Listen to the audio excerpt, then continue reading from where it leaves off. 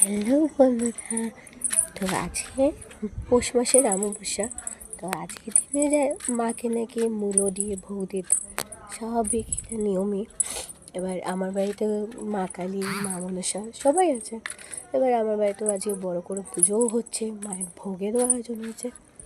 তারা একটু আগে তো অনেক ভেজছিলাম, তো ভিডিও করতেই পারিনি।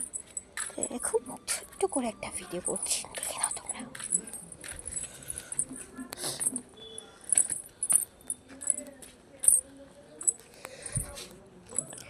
হচ্ছে আমার বাড়ি, এই হচ্ছে আমার মায়ের মন্দির।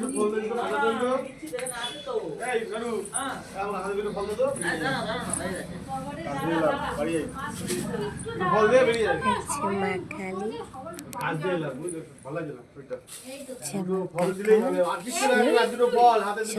প্রসাদ দিচ্ছি।